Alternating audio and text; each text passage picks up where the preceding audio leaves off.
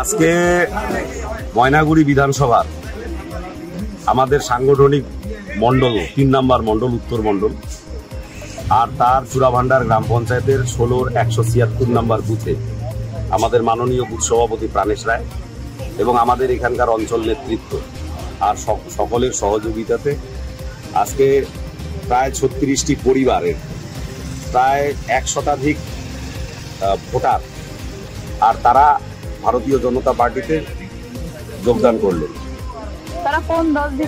তারা সবাই তৃণমূল কংগ্রেস থেকে যোগদান করলেন।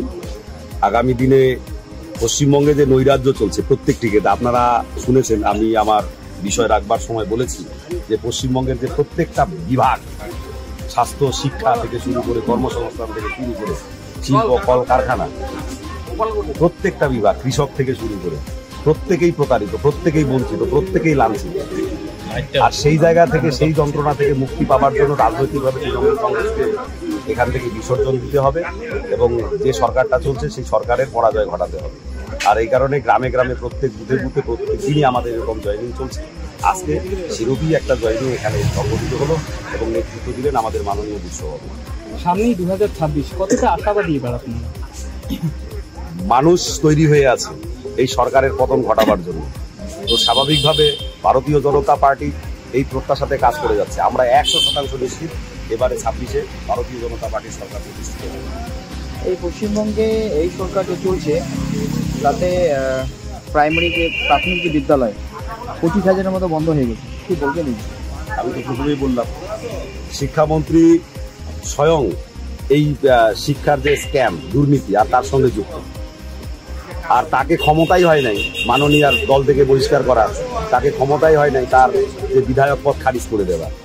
তো এখান থেকেই বোঝা যায় যে যদি এই পদক্ষেপ তিনি নিতেন তাহলে হয়তো যিনি শিক্ষামন্ত্রী ছিলেন তিনি মুখ খুললে পরে তার শিক্ষার মানে তার যে সরকারের স্বরূপটা বেরিয়ে আসতেন। শুধু শিক্ষা নয়, প্রত্যেকটা ক্ষেত্রে এই সরকার ডাহা পেল, কোন ক্ষেত্রে রেখে কোন ক্ষেত্র বলবে। তো স্বাভাবিকভাবে দেখেন, আগামী প্রজন্ম, যে প্রজন্ম তৈরি হবে উচ্চশিক্ষিত শিক্ষায় শিক্ষা লাভ করবে, সরকার পরিকল্পনাই নিয়েছে যাতে এখানকার যুব সমাজ উচ্চশিক্ষায় শিক্ষিত হতে না পারে, তারা যাতে উচ্চশিক্ষায় শিক্ষিত হয়ে তার নিজের অধিকারটাকে বুঝে নিতে না পারে। এই পরিকল্পনারই অঙ্গ হিসাবে পরিকল্পিতভাবে শিক্ষা ব্যবস্থাটাকে ধ্বংস করে দিচ্ছে। শিক্ষা ব্যবস্থা শুধু ধ্বংস করছে না, যারা শিক্ষক হিসেবে নিয়োগ পেয়েছেন তাদের উপরে কিরকম অমানসিক অত্যাচার চালাচ্ছে এই সরকার, সেটা দেখুন না। এরা তো জাতিকে তৈরি করবে, এরা তো আগামী প্রজন্মকে তৈরি করবে। শিক্ষকরা যেখানে সুরক্ষিত নয়, তো স্বাভাবিকভাবে তার যে বিদ্যালয়, পরিকাঠামো, স্কুল, কলেজ, ইউনিভার্সিটি, কোনো জায়গায় কিন্তু এখন আর সুরক্ষার মধ্যে নেই। পশ্চিমবঙ্গ সরকারের আশীর্বাদে প্রত্যেক জায়গায় কিন্তু এই ধরনের ঘটনা ঘটে যাচ্ছে। আগামীকাল শুভেন্দু অধিকারী আপনাদের বিরোধী দলনেতা আসছেন, পুলিশদের কাছ থেকে অনুমতি পাওয়া যায়নি, হাইকোর্ট থেকে আপনাদের অনুমতি নিতে হলো, কি বলবেন বিষয়টা? কিন্তু দেখুন, তৃণমূল কংগ্রেস এবং তার সরকার এইভাবে তো গণতন্ত্রকে গলা টিপিয়ে হত্যা করতে পারবে না। আমাদের কোর্টের কাছে আমাদের বিশ্বাস আছে, কোর্টের প্রতি আমাদের আস্থা আছে, কিন্তু দুর্ভাগ্যের বিষয় যে সাধারণ একটা জনসভা বা সাধারণ একটা র্যালিতে আমাদের কোর্টে দৌড়তে হচ্ছে। গণতন্ত্রের যে চতুর্থ স্তম্ভ, গণতন্ত্রের যে একটা স্তম্ভ হচ্ছে বিচারালয়, সেই বিচারালয়ে কেন যেতে হবে? এই অনুমতি চাইলে পুলিশ দিতে পারতো, কিন্তু পুলিশ কোথার থেকে দেবে? কারণ পুলিশ তো দলদাস হয়ে কাজ করছে, বেচারা পুলিশের করার কিছু নেই। পুলিশকে তার যে মালকিন যা নির্দেশ দিয়েছে পুলিশ সেই কাজ করেছে।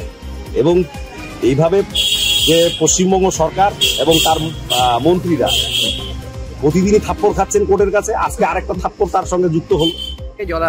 যারা বিজেপি জেলা সভাপতি হাত ধরে তারা জয়েন করলেন, তাতে কি মনে হচ্ছে আপনাদের কোনো অসুবিধা হবে এইসব এলাকায়? যেভাবে চূড়াভান্ডার অঞ্চলে তো বর্তমান ময়নাগুড়ির যিনি বিধায়ক তিনি বাস করেন, তিনি ওখানকার অধিবাসী। চূড়াভান্ডার অঞ্চলে একটা বুথে 120 জন তৃণমূল কংগ্রেস থেকে যোগদান করলো, সেই খবর জানি না, আমাদের কাছে সেটা নেই। সেটা হয়তো এই এসআইআর এর পরিস্থিতিতে তারা তো মানুষের সঙ্গে নেই, তারা তাদের বিএলএ টুরাও বুথে বুথে গিয়ে মানুষের এই অসহনীয় পরিস্থিতিতে, মানুষ ভীত সন্ত্রস্ত, মানুষ যেখানে অসহায় পরিস্থিতি, কি করে তারা ফর্ম লিখবেন সেটা অনেকে জানেন না গ্রামের মানুষ, সেই সমস্ত ছেড়ে তারা নিজেদের এই নাটক নিয়ে ব্যস্ত। তো সে বিষয়ে আমি কথা বলতে চাই না, কিন্তু আমি যেটা বুঝছি আজকের এই সম্বর্ধনা অনুষ্ঠান বা সম্মান জ্ঞাপন অনুষ্ঠানে গিয়ে যে ময়নাগুড়ি পুরসভায় এবং ময়নাগুড়ি বিধানসভা ক্ষেত্রে তৃণমূল কংগ্রেস আগামী 2026 যে বিধানসভা নির্বাচন, সেই নির্বাচনে অবশ্যই 20 থেকে 25 হাজার ভোটে জিতবে।